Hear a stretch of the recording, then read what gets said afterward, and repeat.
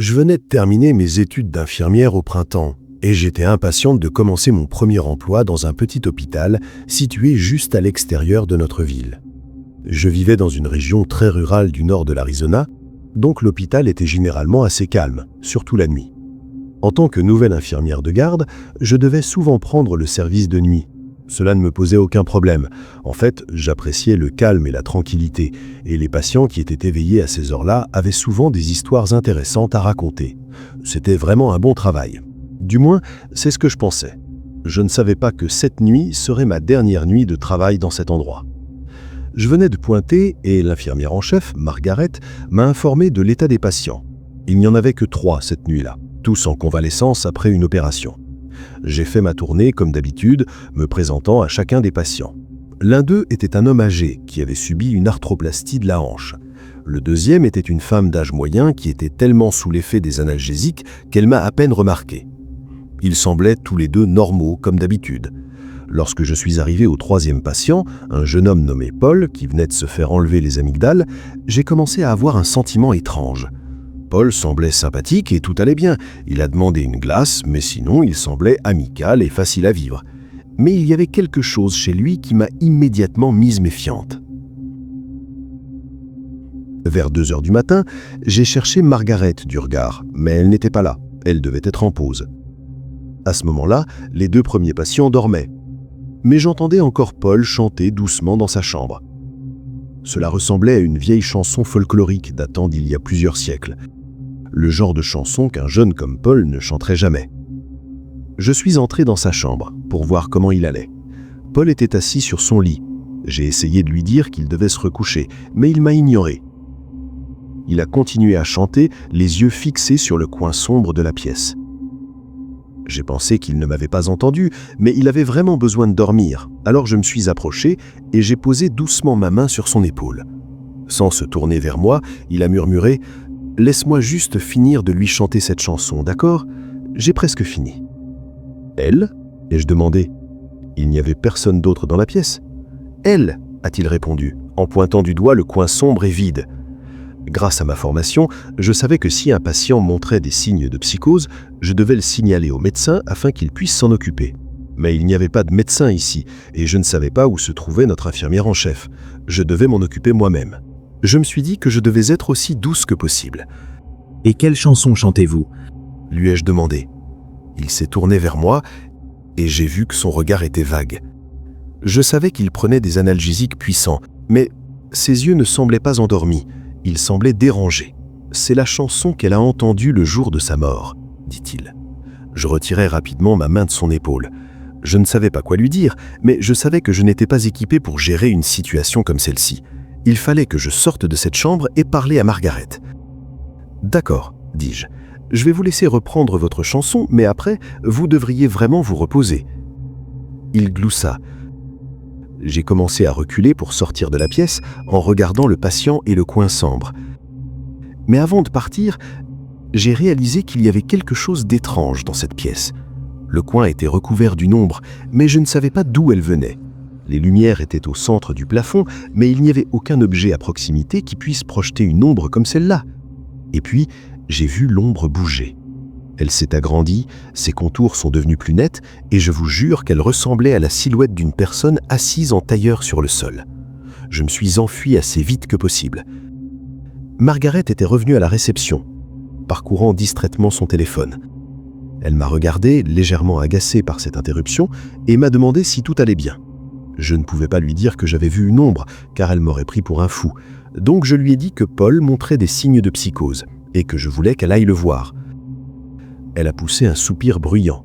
« Je reviens tout de suite », dit-elle en se dirigeant péniblement vers la chambre de Paul. J'entendais encore les faibles échos de la chanson de Paul. J'ai attendu dans la salle principale vide pendant que Margaret s'occupait du patient. Mon cœur battait à tout rompre et je me sentais complètement idiot d'avoir eu peur pour rien. Paul était juste un type normal sous médicaments. L'ombre était juste une ombre. Il n'y avait absolument rien d'anormal dans cette pièce. Et puis, j'ai entendu un cri.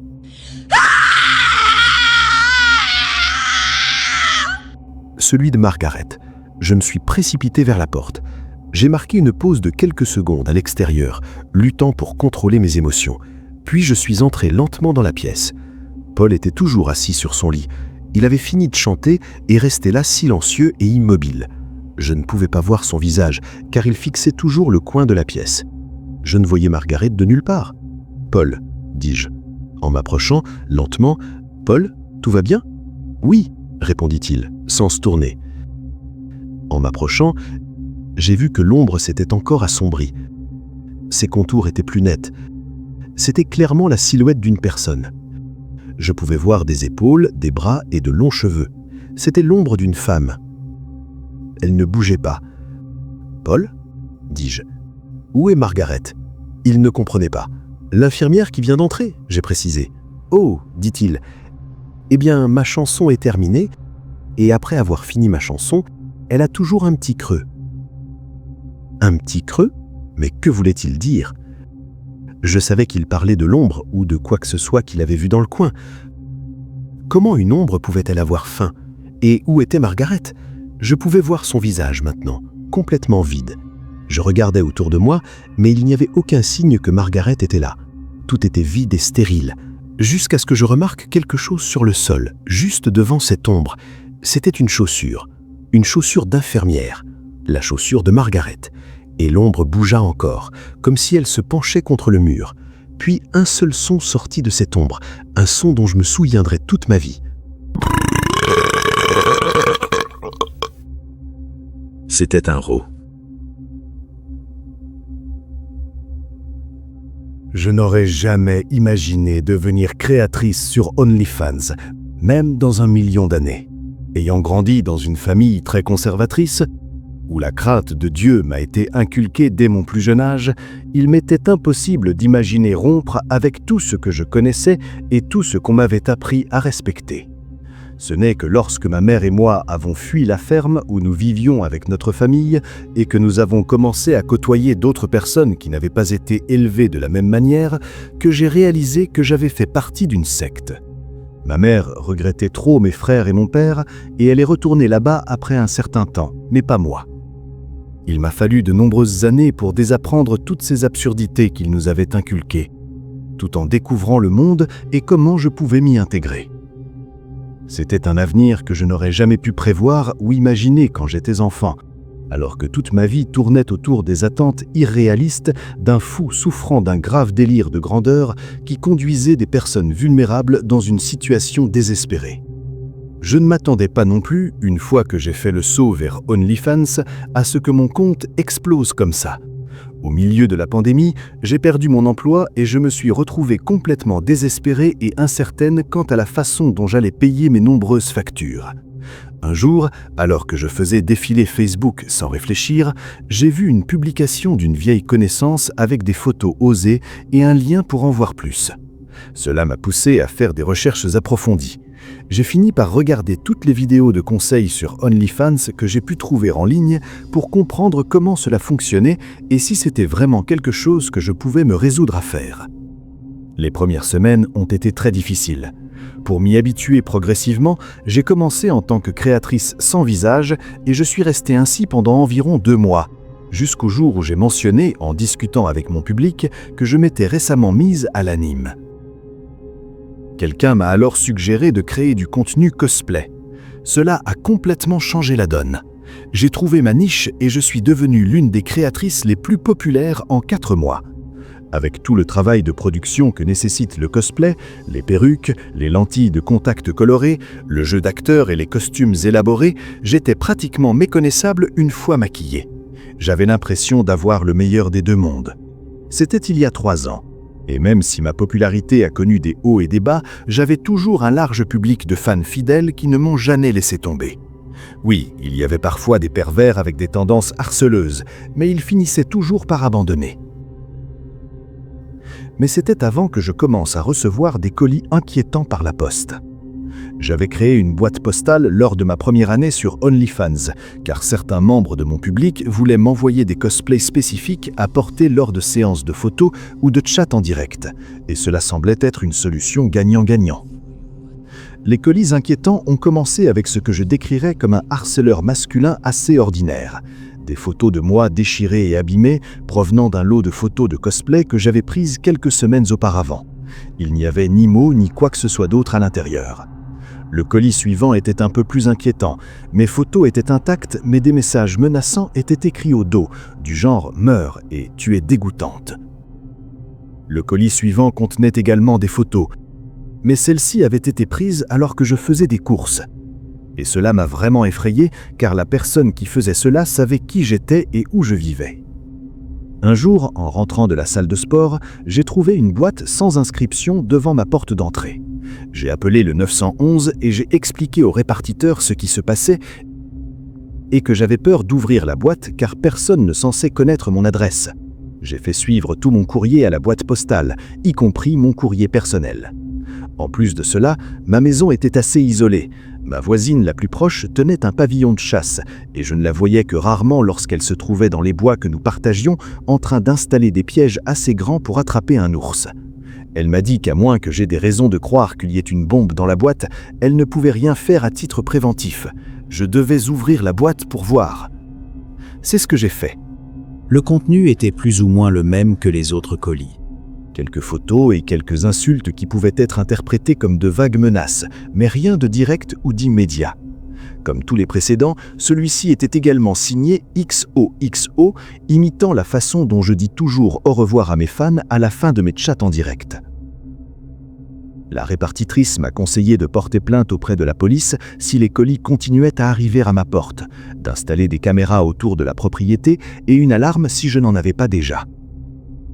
J'ai suivi son conseil et installé une caméra Ring, car j'avais déjà une alarme. Les choses se sont calmées après cela, et j'ai supposé que le fan obsessionnel s'était simplement tourné vers quelqu'un d'autre. 2 mois se sont écoulés sans autre expérience effrayante, et j'ai baissé ma garde. Grosse erreur. Je participais à l'un de mes événements spéciaux, un mois entier de cosplay à la demande, cette fois-ci sur le thème de One Piece, quand j'ai cru entendre frapper à la porte d'entrée. En bas. J'ai demandé à mon public s'ils avaient entendu quelque chose. Mais tout le monde a répondu que non. Quelques minutes plus tard, j'ai de nouveau entendu frapper, et cette fois-ci, j'en étais sûr. C'était suffisamment fort que même les personnes participant au chat puissent l'entendre. Lorsque les coups ont été suivis par le bourdonnement frénétique de la sonnette, j'ai vérifié mon application Ring Camera pour voir qui était. À ma grande surprise, l'écran était complètement noir. Je ne savais pas si quelqu'un avait réussi à la désactiver à mon insu ou si elle avait été recouverte d'une manière ou d'une autre. Quoi qu'il en soit, quelqu'un rôdait autour de ma maison au milieu de la nuit. J'étais sur le point de mettre fin au chat en direct pour appeler la police quand le courant a été coupé. Je me suis retrouvé plongé dans une obscurité totale.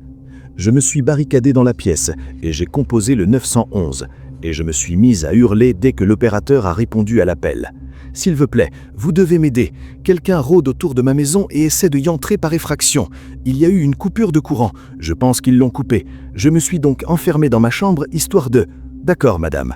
Avez-vous un système de sécurité installé ? » ?»« Oui, mais il y a eu une coupure de courant. Est-ce qu'il fonctionne toujours ? » ?»« Cela dépend du système, madame. Avez-vous vu à quoi ressemblait l'intrus ? » ?»« Non, quand j'ai vérifié mon téléphone, ma caméra Ring était noire. Je pense qu'ils l'ont recouverte. Dépêchez-vous, s'il vous plaît. » Mon téléphone avait peu ou pas de réseau quand j'ai appelé, donc je ne pense pas qu'ils aient pu localiser mon emplacement exact et ont dû reposer sur mes piètres compétences d'indication. Par mesure de précaution, je suis resté au téléphone avec le répartiteur. Tout était si calme après cela. Tout ce que j'entendais était ma propre respiration haletante. Sont-ils déjà dans les environs ? Les agents sont à environ 20 minutes de l'endroit que vous avez indiqué. À ce moment-là, 20 minutes m'ont semblé durer 20 heures. Je fixais la porte, à l'affût de la moindre mouvement ou d'une ombre qui passerait le seuil. Tout ce qui pourrait indiquer la présence de quelqu'un d'autre. Mes pires fortunes se sont confirmées. J'ai vu la poignée de porte tourner très lentement. « Il est dans la maison !» J'ai chuchoté au répartiteur. « Il essaie d'entrer dans ma chambre. » La poignée s'est mise à trembler violemment alors que la personne essayait de y entrer.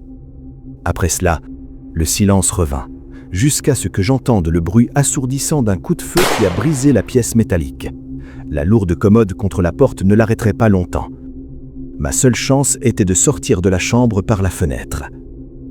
J'ai rampé sur le toit jusqu'à atteindre l'un des treillis boulonnés au mur et je suis descendu. Quand j'ai levé les yeux, j'ai vu un homme masqué qui me fixait à travers ma fenêtre ouverte. Il lui faudrait un certain temps pour descendre les escaliers et rejoindre le jardin.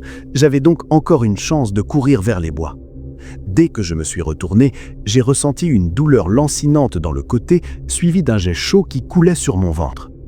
Les yeux embrumés, j'ai vu un autre homme masqué debout juste devant moi, la lame de son couteau dégoulinant de sang. Mon sang. Il semblait surpris, presque comme s'il n'avait pas l'intention de me poignarder. Je suis tombé à genoux au moment où l'autre homme nous a rejoints et ils sont restés là, debout, à me fixer. Pourquoi ? Puis, celui qui tenait le couteau s'est jeté sur moi, utilisant tout son poids pour me plaquer au sol. De près, j'ai pu voir qu'il avait de grands yeux bleus qui ressemblaient beaucoup aux miens, trop similaires. Ce n'était pas possible. Michael ?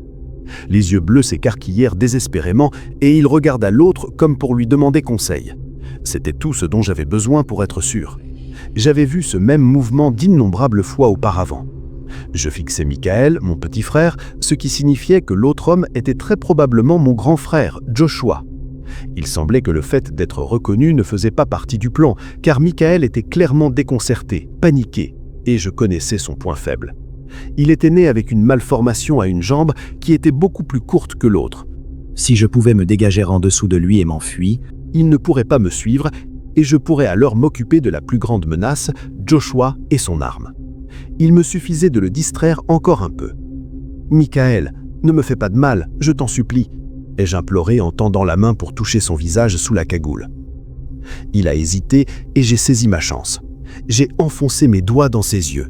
Dès qu'il a trébuché en arrière, je l'ai repoussé complètement et il est tombé sur Joshua, tous deux tombant au sol, puis j'ai couru vers les bois. Je ne savais pas si j'arriverais à atteindre la cabane du voisin, mais je savais qu'il était chasseur et qu'il n'hésiterait pas à tirer sur quiconque serait nécessaire. Si j'arrivais à m'en approcher suffisamment, je n'aurais qu'à crier à l'aide. J'ai couru jusqu'à ce que la plante de mes pieds soit à vif à force de refrotter contre des brindilles et des cailloux. Je saignais, j'étais terrifié et complètement épuisé. Mais j'allais y arriver. J'allais. Un coup de feu a retenti juste à côté de mes pieds, me forçant à m'arrêter. Merde. Tu aimes mon cadeau, Sophie ? Je n'ai rien dit. Alors il a continué. Tourne-toi et réponds-moi.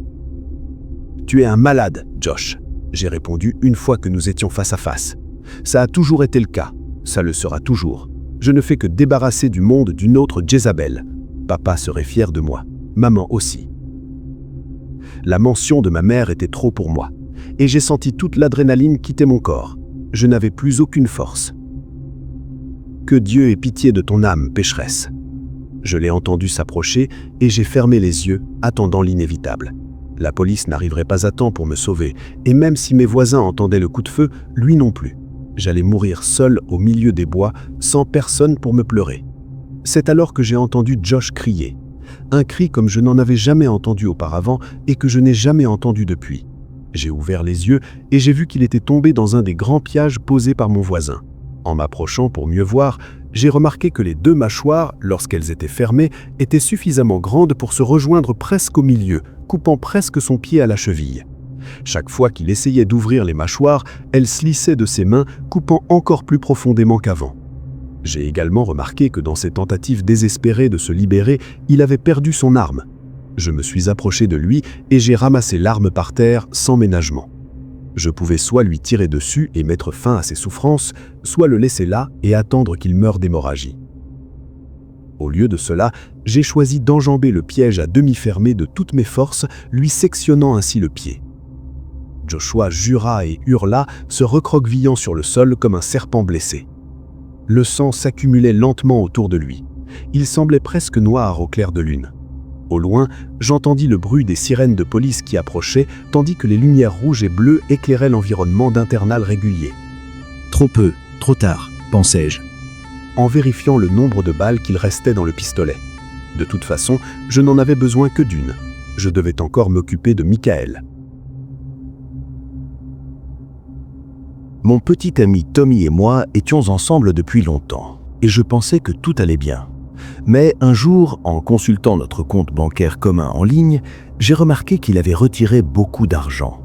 Il retirait 150 $ chaque mois, plus quelques paiements ponctuels de plusieurs centaines de dollars. Tout cet argent était versé sur un compte OnlyFans. Tommy savait que je n'étais pas doué pour vérifier nos finances, alors j'imagine qu'il pensait que je ne m'en apercevrais pas. Je ne connaissais pas grand-chose à OnlyFans, mais je supposais qu'il regardait des contenus classés X. Honnêtement, il n'y a rien de mal à cela. Je n'ai rien contre, mais il dépensait beaucoup trop d'argent pour cela. Je savais que j'aurais dû lui en parler directement, mais j'étais gêné. Alors, quand il était sorti, je me suis faufilé dans son bureau privé et j'ai allumé son ordinateur. Je connaissais déjà son mot de passe, donc je n'ai eu aucun problème pour accéder à son historique de recherche Internet. J'ai ouvert son compte OnlyFans et j'ai vu qu'il était abonné à une femme nommée Dolly Dearest47. Sa photo de profil montrait une femme blonde, souriante, vêtue de rose vif. Je ne savais pas vraiment quoi faire, alors j'ai cliqué sur l'une de ses vidéos. Ce que j'ai vu ensuite m'a absolument horrifié. La vidéo montrait cette femme parlant directement à la caméra. Elle présentait une poupée humaine grandeur nature qu'elle avait fabriquée. La poupée me ressemblait trait pour trait. Dans la vidéo, elle mentionnait Tommy par son nom. Elle le qualifiait de son abonné le plus fidèle. Puis, toujours souriante face à la caméra, elle a commencé à torturer le mannequin. Elle lui a coupé certains doigts. Elle a utilisé un chalumeau sur le sommet de sa tête. Elle a fait beaucoup d'autres choses innommables. Et comme le mannequin me ressemblait comme deux gouttes d'eau, c'était comme si je regardais quelqu'un me torturer. J'avais envie de vomir.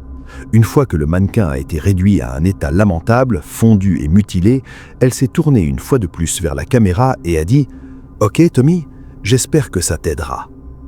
J'avais envie de jeter son ordinateur contre le mur, mais je devais en savoir plus.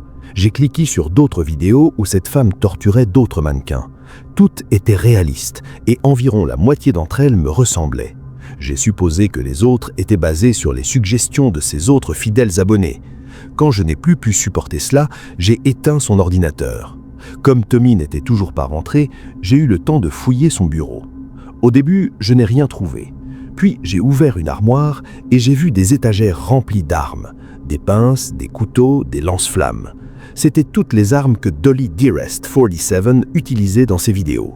J'étais absolument terrifié. Je pensais que Tommy et moi étions heureux ensemble. Je ne savais pas qu'il avait une telle noirceur en lui. Et maintenant, il prévoyait de passer à l'acte. Il allait me torturer et me tuer. Je devais partir de là. Je me suis précipité hors de la pièce, j'ai attrapé le sac à dos contenant mes vêtements et j'ai couru vers ma voiture. Malheureusement, Tommy venait juste de rentrer à la maison. Il m'a rejoint dans l'allée. Il m'a demandé ce qui n'allait pas et je lui ai répondu que j'avais juste besoin de faire quelques courses. Il ne m'a pas cru. « Tu es allé sur mon ordinateur, n'est-ce pas ?» m'a-t-il demandé. Son expression est devenue vide, puis il s'est mis à marcher vers moi. « Je peux t'expliquer, a-t-il dit, je peux t'expliquer. » Il a essayé de m'attraper, mais je l'ai repoussé et j'ai sauté dans ma voiture. Il s'est mis devant la fenêtre et m'a crié de revenir à l'intérieur. J'ai roulé aussi vite que possible. Je pensais aller chez ma sœur, mais je savais que Tommy me trouverait là. C'était trop risqué. J'ai donc traversé la ville et je suis allé chez ma cousine Candace. Tommy ne l'avait jamais rencontré, alors je me suis dit qu'il ne penserait pas à venir ici. Candace a vu que j'étais paniqué. Je lui ai raconté toute l'histoire. J'ai sorti mon téléphone pour appeler la police, mais Candace m'a convaincu de ne pas le faire. Elle m'a dit que Tommy n'avait rien fait d'illégal jusqu'à présent, et que si j'impliquais la police maintenant, il n'aurait qu'à tout expliquer. Je devais d'abord obtenir plus de preuves. Elle m'a convaincu de contacter la fille de OnlyFans et de découvrir tout ce que je pouvais. Si Tommy lui avait parlé de ses plans, je pourrais m'en servir pour le faire arrêter. Je n'étais pas sûr que ce soit une bonne idée, mais j'ai fait ce qu'elle m'a dit. J'ai envoyé un message privé à Dolly Dearest47 sur OnlyFans et elle a répondu immédiatement.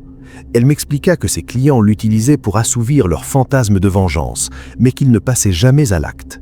Je lui ai demandé si Tommy semblait différent et je lui ai dit que j'avais trouvé des armes dans mon bureau. Elle a attendu un moment, puis elle a répondu « Ce n'est pas bon. Peut-être que Tommy est différent. Pouvons-nous faire un appel vidéo pour en discuter ?» J'ai envoyé un lien Zoom, puis j'ai attendu qu'elle se connecte. Elle a rejoint l'appel, m'a regardé longuement en silence, puis a raccroché. Elle n'a pas dit un mot et a souri tout le temps. Je pensais qu'elle essayait de m'aider, mais son expression m'a donné un sentiment désagréable. Pourquoi voulait-elle voir mon visage? Ma sœur est entrée dans la pièce et m'a demandé ce qui s'était passé. Je lui ai parlé de l'appel et elle a poussé un cri. Quoi ? A-t-elle demandé. Où étais-tu tenu quand la vidéo a commencé ? Je lui ai montré où j'étais et elle a pointé du doigt les photos de famille accrochées au mur derrière moi. Je pense qu'elle voulait juste te voir pour savoir où tu étais. J'ai senti un frisson me parcourir l'échine. J'ai demandé à Candace si nous devions appeler la police, mais elle m'a dit qu'elle s'était peut-être trompée. Peut-être que cette fille de OnlyFans voulait juste me faire peur. Mais Candace ne s'était pas trompée. Cette nuit-là, Après que Candace se soit endormie, j'étais assis dans le salon et j'ai vu une silhouette marcher devant la fenêtre. Je l'ai reconnue immédiatement. C'était Dolly Dearest, 47. Elle s'est dirigée vers la porte d'entrée et a tourné la poignée. Elle était bien sûr verrouillée. J'ai regardé par la fenêtre côté de la porte et j'ai vu que le jardin était vide. La femme était partie. Je me suis dirigé vers la chambre de ma cousine pour la réveiller, quand j'ai entendu un bruit dans la cuisine. On aurait dit des bruits de pas. Lentement, je me suis approché du bruit et j'ai vu que Dolly Dearest, 47, s'était introduite par l'une des fenêtres. Elle se tenait au milieu de la pièce, un sac à dos dans la main, et me fixait du regard. « Viens ici », m'a-t-elle chuchoté. « Pourquoi fais-tu cela ?» lui ai-je demandé. Elle m'a répondu que Tommy était son meilleur abonné. Elle a fouillé dans son sac à dos et en a sorti un lance-flamme. Elle l'a pointé droit sur moi, toujours souriante. Sans réfléchir, j'ai sauté par la fenêtre derrière moi. Le verre m'a lacéré, mais je ne m'en souciais pas. J'ai atterri sur l'herbe juste au moment où la pièce s'embrasait. Les rideaux s'enflammèrent, puis les murs. Si j'avais hésité une seule seconde, j'aurais brûlé vif. J'ai couru autour de la maison et j'ai frappé à la fenêtre de ma cousine pour la réveiller. Elle s'est réveillée et a couru vers moi. Je ne me suis pas donné la peine de lui expliquer, car je savais qu'elle pouvait sentir la chaleur provenant de l'autre pièce. Je l'ai aidée à sortir par la fenêtre et nous avons couru de l'autre côté de la rue tandis que sa maison brûlait entièrement. La police et les pompiers sont arrivés peu de temps après. Ma cousine était trop choquée pour parler, alors j'ai expliqué toute l'histoire.